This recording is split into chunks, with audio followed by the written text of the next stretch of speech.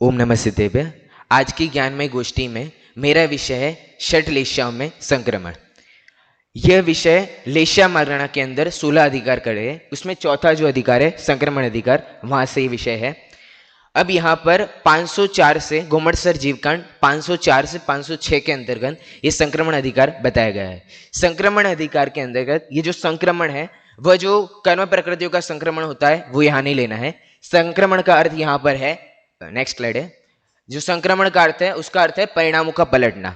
अब जो परिणामों का पलटना है वो यहाँ पर दो रूप में बताया 504 में, एक तो स्वस्थान और एक परस्थान। स्वस्थान का अर्थ है कि जिस लेश्या में परिणाम है उसी लेश्या रूप परिणाम रहना, लेकिन वहां परिणाम बदल रहे, वो हो रहा है स्वस्थान। और परस्थान है कि उस लेश्या के परिणाम से अन्य लेश्या रूप परिणामन हो रहा, वो है परस्थान संक्रमण। तो इस प्रकार से यहाँ स्वस्थान और परस्थान संक्रमण है।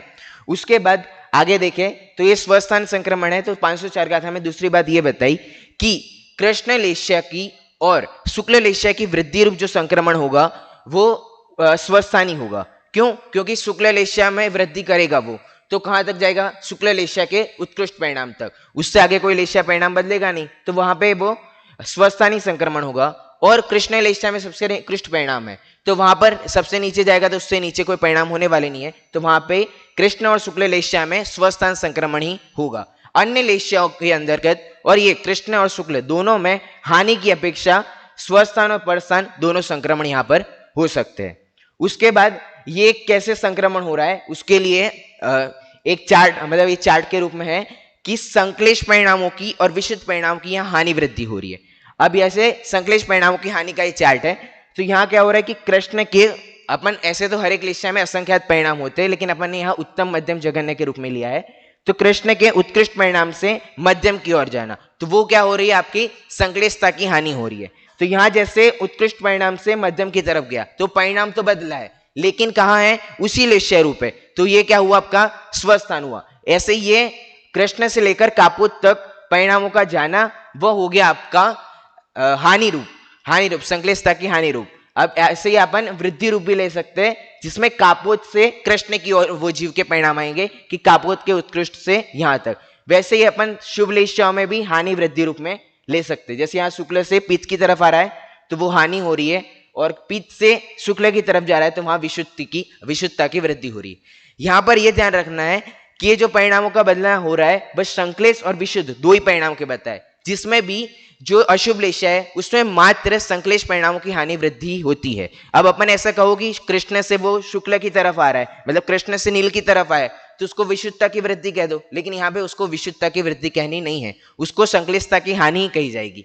और वहां शुक्ल से जब पद्म की तरफ आएगा तब भी उस चीज को विशुद्धता की हानि कही, ना कि संक्लेशता की वृद्धि। लेकिन जब कृष्ण नील कापोत और कापोत से जब पित्त में जा रहा है उस टाइम पे संक्लेशता की हानि कही जाएगी, और पित्त से जब कापोत की तरफ आ रहा है तब उसको विशुद्धता की हानि कही। बस वो दो जब स्टेप आएंगे उस समय पे अपन जिस लेश्या से आ रहे हैं उस लेश्या की अपेक्षा यहाँ पर लगाएंगे।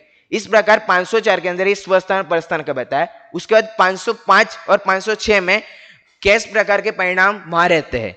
तो 505 के अंदर यह बताया है कि जब एक लेश्या का उत्कृष्ट परिणाम है उससे उसके बाद वाला परिणाम जो होगा वो अनंत भाग हानि रूप परिणाम होगा, और उसी लेश्या के सबसे जघन्य जो परिणाम है उसके आगे का जो परिणाम होगा वो अनंत भाग वृद्धि रूप परिणाम होगा। और 506 गाथा में ये बताया कि उसके बीच के जितने परिणाम है वो हो गया अपने सटस्थान के अनुसार। अब जो ये सटस्थान है उसको समझने के लिए ज्ञान मार्गणा के अंदर श्रुत ज्ञान का प्रकरण है, वहां पर सटस्थान अच्छे से समझाया गया है। उसके माध्यम से सामान्य रूप से यहां से अपन देख ले रहे हैं कि सटस्थान अपन भाग वृद्धि और गुण वृद्धि ऐसे दो भेद करें। ये भाग वृद्धि के रूप में बता रहा हूं, इसको हानि रूप में भी ले सकते, सेम का सेम चार्ट बनेगा। भाग वृद्धि में अनंत असंख्यात संख्यात, और गुण में भी संख्यात असंख्यात अनंत हो जाएगा। उसके बाद क्या है कि जैसे अभी मैंने यहाँ उदाहरण ले ली है अनंत भाग वृद्धि का, अपन मात्र उदाहरण देख लेते कि मूल परिणाम ले लो और मूल परिणाम उसका भाग कर दो अनंत से। तो अनंत का अपन ले लिया 10, तो 1000 मूल राशि ले ली और 1000 से 10 करा 100 कर दिया, तो 1100 हो गया अनंत भाग, यहाँ पर अनंत भाग वृद्धि रूप। और इसी को भाग हानि के रूप में ले लेंगे तो अपन माइनस कर लेंगे तो वो अनंत भाग हानि रूप परिणाम आ जाएंगे। ऐसे ही यहाँ पर अनंत, संख्यात, असंख्यात के रूप में यहाँ ले सकते हैं। ये तो बस उदाहरण मात्र है। और इसकी गुण वृद्धि के लिए क्या करेंगे, तो गुण वृद्धि के लिए अपन इंटू कर लेंगे और हानि के लिए अपन भाग कर लेंगे। कितना भाग कर लेंगे, तो वो अपना भाग हानि रूप आ जाएगा। और इसका प्रत्येक का कैसे परिणाम है, उसके लिए एक तटस्थान यंत्र बताया गया है। उसका निर्माण के लिए ये सांकेतिक रूप है कि अनंत भाग वृद्धि को अपन उर्वांक कहेंगे, असंख्यात भाग वृद्धि को चतुरांक, संख्यात भाग वृद्धि को पंचांग, असंख्यात गुण वृद्धि को षडांक, असंख्यात गुण वृद्धि को सप्तांक और अनंत गुण वृद्धि को अष्टांक। और उसके बाद जो चार्ट है, इस चार्ट का कुछ बनता है, वहां पर ऐसा ही सटलेशा में बनेगा। ये तो ज्ञान मार्गणा के अनुसार है। अब इसकी जो शुरुआत होती है वो होती है अष्टांक से। अष्टांक से मतलब अनंत गुण वृद्धि या हानि रूप से। अब क्यों, क्योंकि अपन ने पहले देखा था कि जब परिणाम बदल रहा है, जब लेशा चेंज हो रही है, उस समय पे अनंत गुण हानि या वृद्धि होगी। तो शुरुआत कहां से हुई, वहां पर। और अंत कहां हो रहा है, तो उर्वांक पे। उर्वांक का मतलब हो रहा है कि अनंत भाग हानि वृद्धि रूप।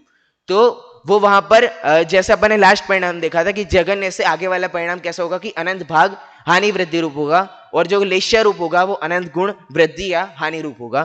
तो इस प्रकार के यहाँ पर सटस्थान के अनुसार बीच के परिणाम आगे पीछे हानि वृद्धि रूप होते हैं, उसका अपन निर्माण कर सकते हैं। इस प्रकार ये मेरा विषय था। हम सब भी संक्लेशता की हानि रूप और विशुद्धता की वृद्धि करें, इस प्रकार की मंगल भावना से अभी बात को विराम देते हैं। संक्रमण अर्थात होता है सम्यक रूप से क्रम अर्थात गति को प्राप्त होना। तो सम्यक रूप से गति को प्राप्त हुआ वैकुंठ।